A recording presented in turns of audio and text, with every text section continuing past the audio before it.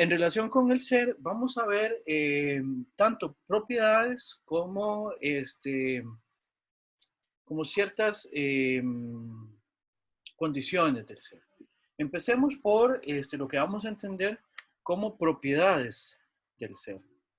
Una propiedad, en este sentido, va a ser un rasgo, una característica, algo que siempre va a tener el ser o todo ser, en todo caso, ¿verdad? Eh, Esto deriva de una manera de explicar en la Edad Media que implicaba que en el caso, pensemos cualquier cosa, todas las cosas siempre van a tener tres características necesariamente. Cualquier cosa que exista para esta explicación de los medievales tenían estas tres características, y es que todas las cosas eran verdaderas y eran buenas. Estos se llamaban en la Edad Media los trascendentales del ser, o sea, que son características que todos los seres cumplen, ¿verdad? Todos los seres, todas las cosas cumplen con eso, ¿verdad? Desde el punto de vista metafísico, a nosotros nos interesan las dos primeras, ¿verdad? Que toda cosa es una y que toda cosa es verdadera. Vamos a ver por qué. Y que toda cosa sea buena tiene que ver con una finalidad que se le daba a la manera en que se entendían las cosas en la Edad Media. Entonces eso por ahora no nos va a interesar. Empecemos entonces a ver estas dos propiedades que vamos a ver, la unidad y la verdad. Desde el punto de vista de la propiedad de la unidad, toda cosa la vamos a considerar como lo que es desde cierta indivisibilidad. O mejor dicho, toda cosa que vamos a considerar como un ser, la vamos a considerar así en tanto que la pensemos en su totalidad. No, no como algo que eventualmente sería susceptible de ser dividido, ya sea porque efectivamente se pueda o porque nosotros de alguna manera podamos representarnos esa posibilidad, aun cuando nunca se lleve a cabo. Entonces el punto es, todo ser lo vamos a pensar como numéricamente uno. Eso es otra manera de decirlo, ¿verdad? Vamos a ver, aquí la distinción es entre la cosa o el ser como totalidad y las partes que lo componen. Cuando pensamos la cosa como ese ser que es, no lo pensamos en función de las partes que lo componen y no pensamos las partes que lo componen para pensar el ser, sino que lo pensamos como un todo. Por ejemplo, cuando ustedes se refieren a mí, a Sanchitos, al docente de Introducción a la Metafísica, lo hacen a partir de pensar una única cosa en general como Sanchitos, ¿verdad? No están pensándome desagregado en las partes que me componen, qué sé yo, mi cabeza, mis pies o no sé, mis ojos o lo que sea. ¿Me explico? De la misma manera, los seres en general, aun cuando puedan tener partes, este, no es en función de considerar las partes que los consideramos como un ser. Por ejemplo, la silla, volvamos a la mentada silla, ¿verdad? La silla tiene partes, tiene respaldo, tiene patas, no sé, puede tener taponcitos en la parte de abajo de las patas, ¿verdad? Tiene peinazos, tiene la parte de arriba del respaldo, todo eso, ¿verdad? Son partes que tiene la silla, ¿verdad? Ahora, la silla en su totalidad es la composición en una única cosa de todo eso. Una vez que yo separo alguna de las partes de la silla, entonces ahora dejo de tener un único ser, un ser numéricamente uno, para tener dos. Por ejemplo, en el caso de que si la silla hay que repararla, por ejemplo, alguien decía ahora, eventualmente una silla puede tener una pata quebrada, pero sigue siendo una silla.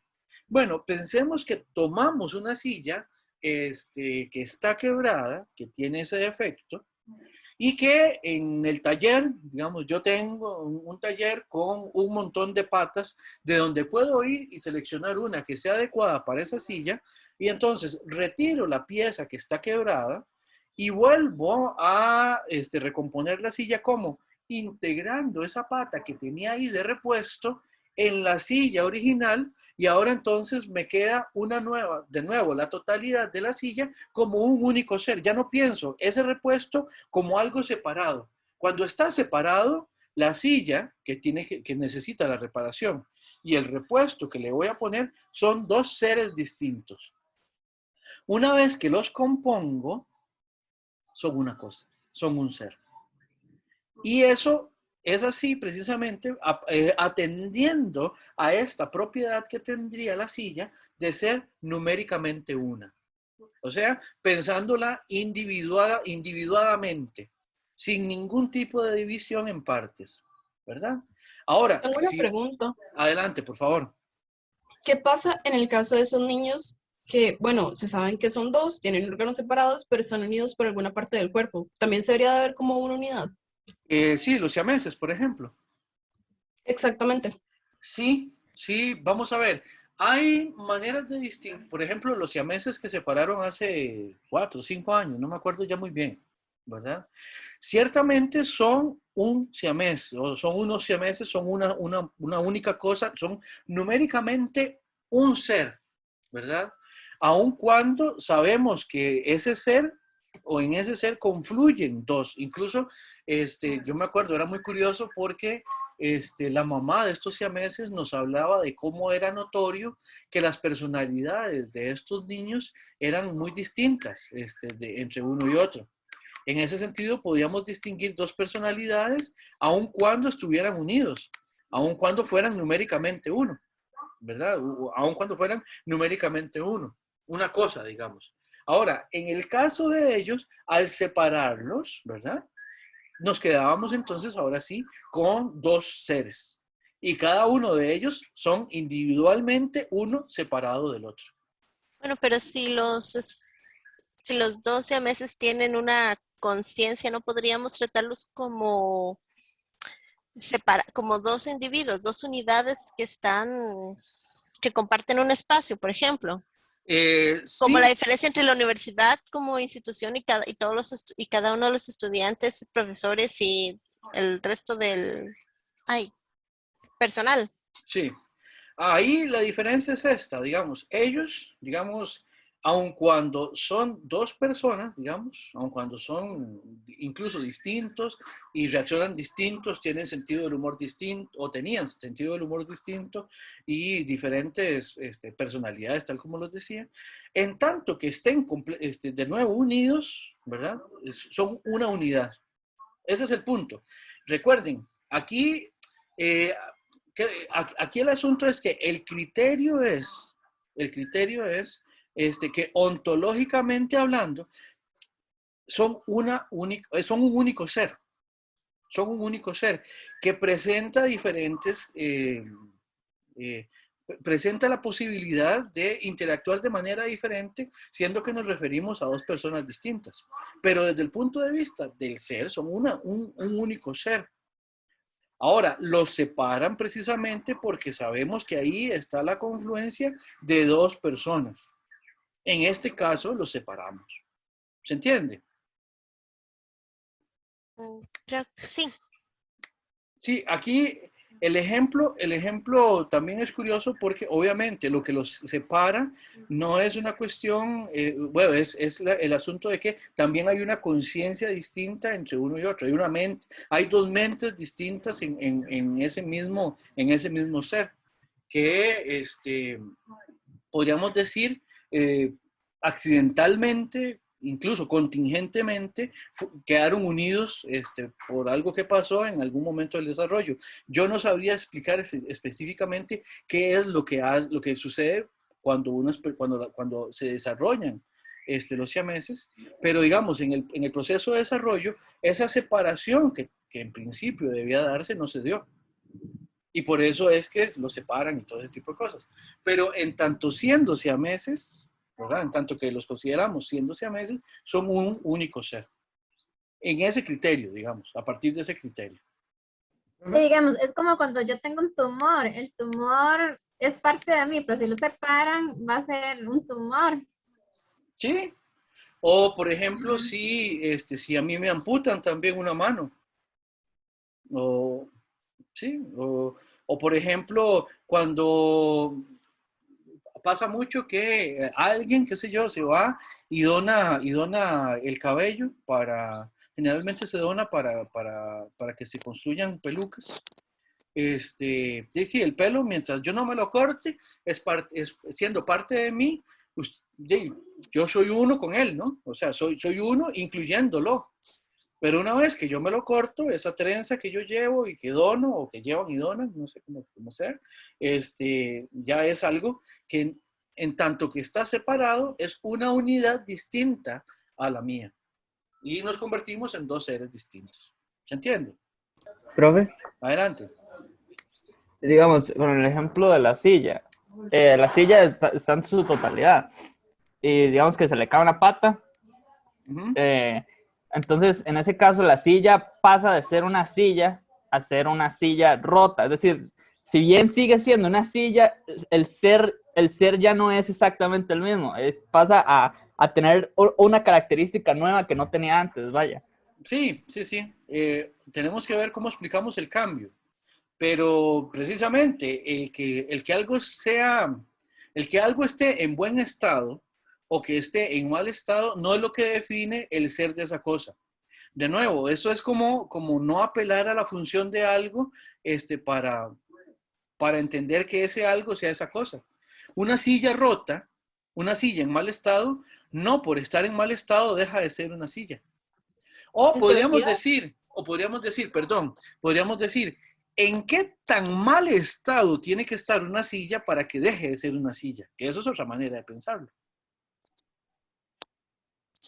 Profe, ¿le puedo hacer una consulta? Sí, adelante. Para estos efectos, digamos, estar ligado, como lo que usted decía, al pelo o algo así, tiene que estar ligado en cierta manera, o lo de la silla, por ejemplo, es decir, si yo tengo una silla y, digamos, se le cayó la pata y se la pego con cinta en lugar de soldarla o lo que sea, igual, si yo lo que hago es ponerme estas extensiones, creo que hay de cabello, ya no forma parte o sigue formando parte, o hay ciertas limitaciones. Aquí el criterio es qué tan integrado está. ¿Qué tan integrado está? Es como, vamos a ver, las extensiones podrían ser como uñas postizas. Las uñas postizas, vamos, yo no sé si de repente puede ser una cuestión de qué tanto yo aceptaría el criterio de que si yo me pongo uñas postizas, ¿ya? ¿Qué tanto las reconozco como una parte mía realmente? O como algo simplemente que está ahí puesto, ¿verdad? Yo consideraría que no son parte, que ahí hay dos seres que están interactuando. Uno está unido a otro de alguna manera, pero como no están realmente, integrados, yo le diría, ahí no hay un único ser. Hay seres que están interactuando entre sí. Ese me parece que sería un criterio, ¿sí? Entonces, por ejemplo, se podría decir en teoría que el ser igualmente podría estar en evolución sin dejar de ser. Efectivamente. O sea, es que, ay, sí es cierto, usted creo que me había dicho que lo acordara del ejemplo del barco. Ajá, efectivamente. Ahora, permítame para ver. Eso lo vemos con el principio de identidad. Y me faltan 2 láminas para llegar a él, Valentina. Entonces, deme unos minutitos. ¿Está bien? Sí, adelante. Perfecto. Bien, entonces, habiendo visto esta propiedad del ser, que es el de la unidad, veamos la otra propiedad, que es la propiedad de la verdad entitativa. La verdad ontológica de algo, para entender esto, vamos a ver primero nociones según las cuales entendemos lo que es verdad, ¿verdad? La primera es que va a haber una manera ontológica, otra va a ser nociológica y otra última va a ser lógica. Empecemos por esta última. La verdad lógica es la verdad que entendemos de las proposiciones. Expliquémosla desde un punto de vista de la teoría de la correspondencia. Una proposición en lógica es una afirmación sobre alguna cosa. Por ejemplo, que yo diga, la silla de Sanchitos es de pino. Y efectivamente lo es, ahí lo pueden ver, ¿verdad? Es una silla de pino, ¿verdad? La verdad de la proposición tiene que ver con que lo que se está afirmando se corresponda con la realidad. La silla es de pino. Efectivamente, vamos y vemos la madera y decimos, sí, efectivamente es de pino. Entonces decimos la proposición es verdadera. La verdad ahí la definimos como la correspondencia que hay entre una afirmación y la realidad, por decirlo de alguna manera, a la cual esta afirmación se refiere. Esa sería la verdad en el sentido lógico o proposicional. La segunda va a ser, bueno, y vean que hablamos de la verdad como una conformidad, en este caso entre la proposición y la circunstancia que la proposición describe.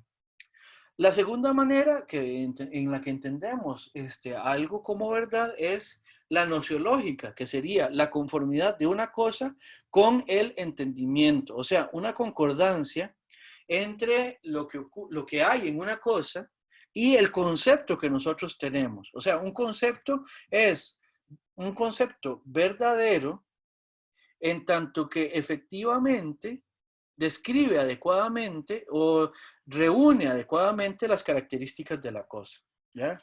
Por ejemplo, vamos a ver, ¿qué me dicen ustedes si yo les digo que Pegaso es un caballo que tiene un cuerno en la frente? ¿Qué me dicen ustedes? Que es un poco, ¿Perdón? digamos, o sea, que es un poco complejo su definición, porque podrían ser muchas cosas. Yo les Que decía, no es verdad, o que no es verdad, porque el que tiene un cuerno es un unicornio. efectivamente, a eso era por ahí iba el ejemplo.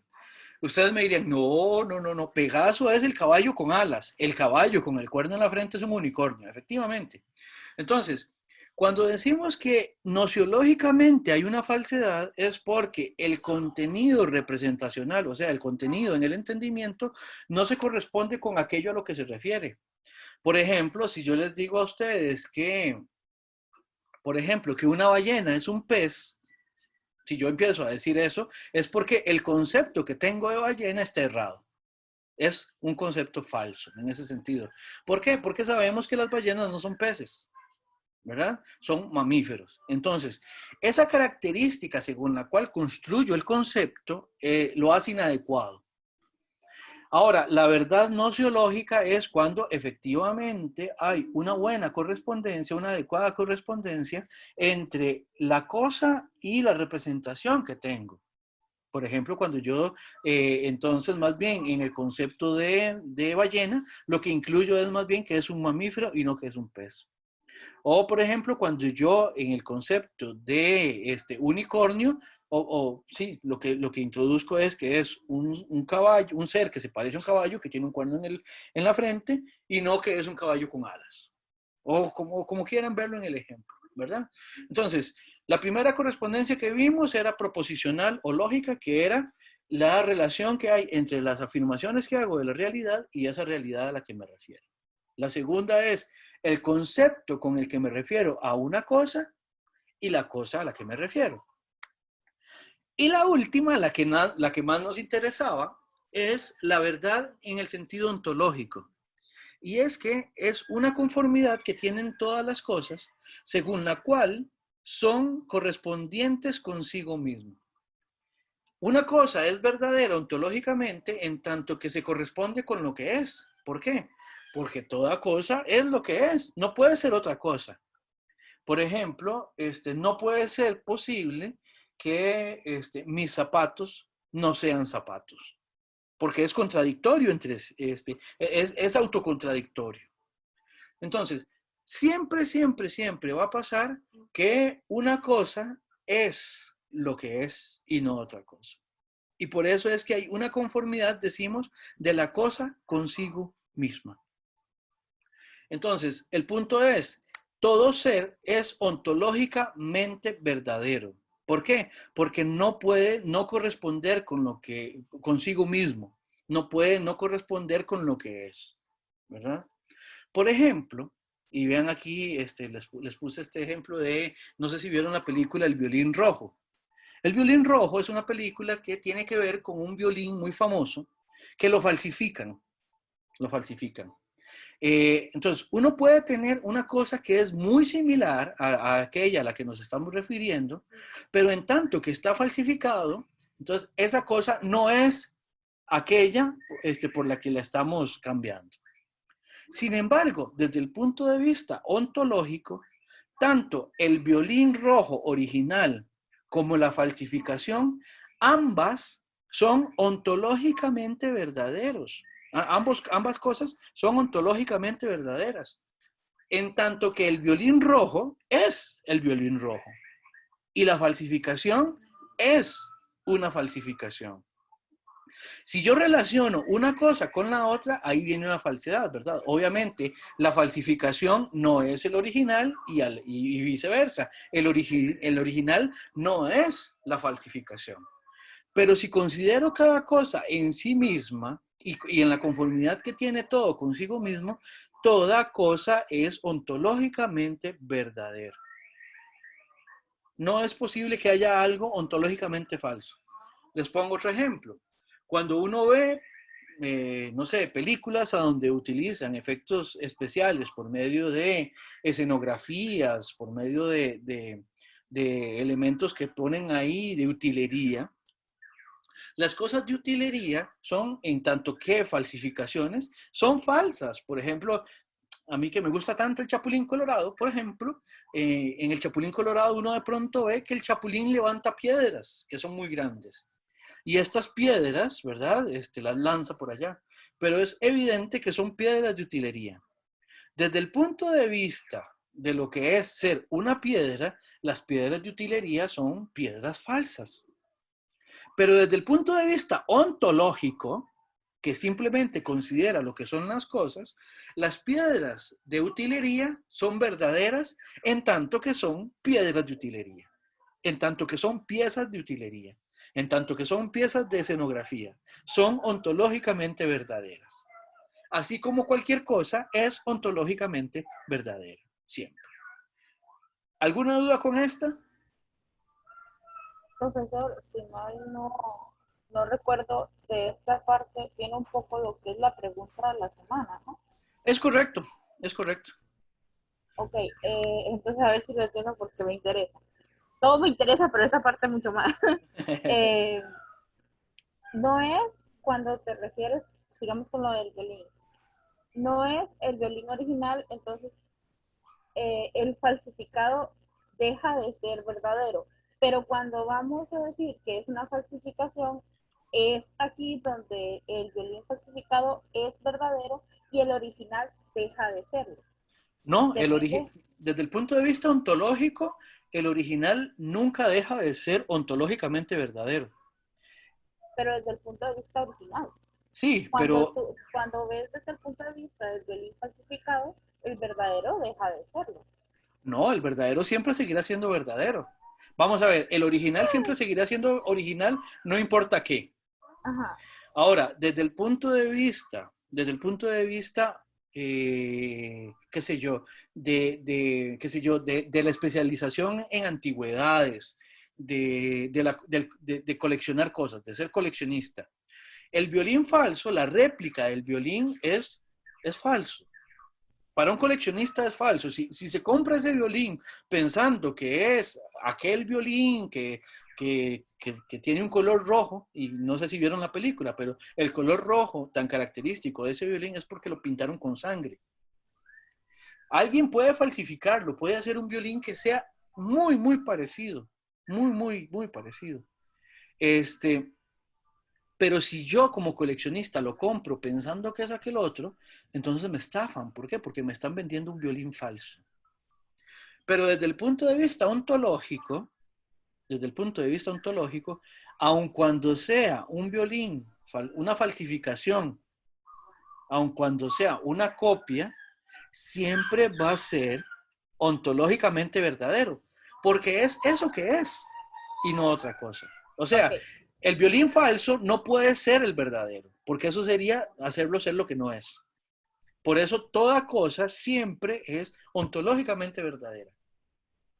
Ok, ¿Se pues, entiende? creo que ya le entendí el punto. Gracias. Ok, perfecto. ¿Alguna pregunta? Profe, digamos, en ese caso podríamos decir que, o sea, tanto el violín falso como el violín verdadero tienen su propio ser. Entonces, por eso es que son ontológicamente verdaderos, ¿no es cierto? Con ese punto de referencia, efectivamente, así es, Cintia. Claro. Correcto, gracias. Muy bien. Sí. Obviamente aquí el parámetro de referencia para la conformidad de algo consigo mismo, para que sea verdadero ontológicamente, tiene que ser eso precisamente.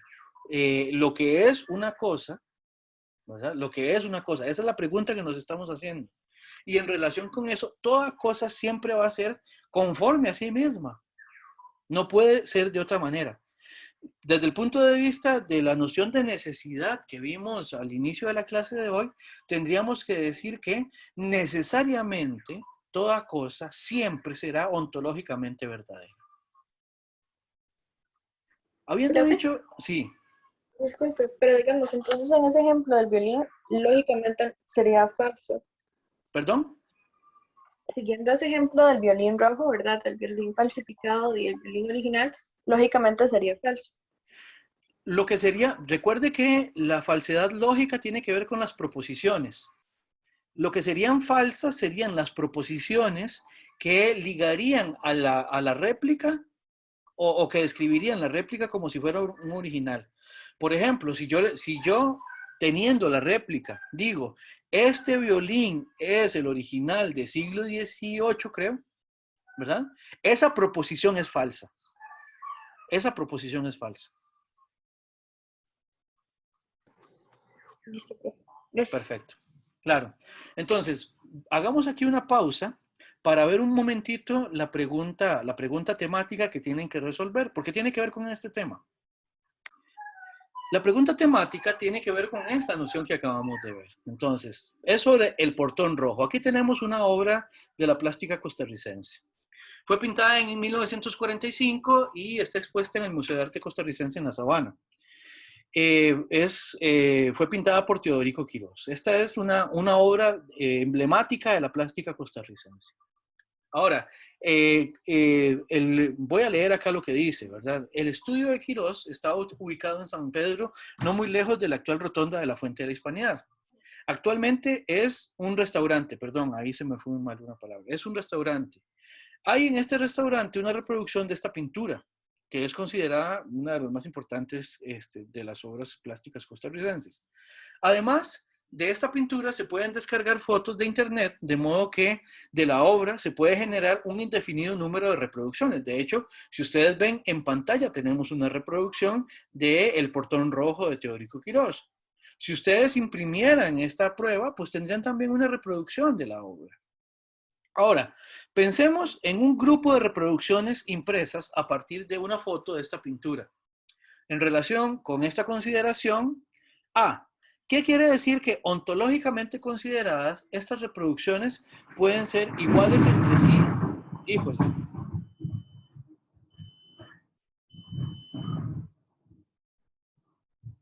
Perdón, ¿qué quiere decir que estas reproducciones pueden ser consideradas entre sí pero no idénticas?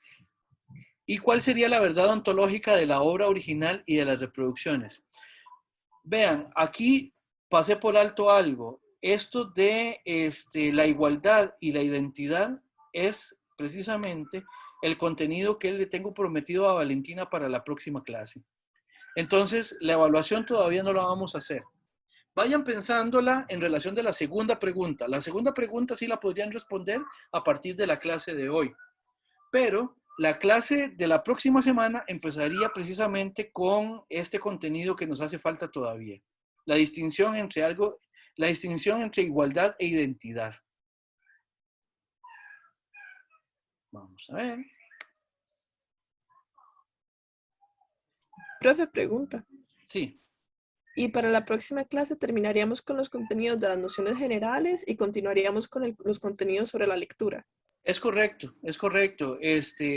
Ya podemos ir haciendo la lectura que hay para la próxima clase y ya lo que nos faltan son, permítanme, ya les digo, lo que nos faltan son 5 laminitas más.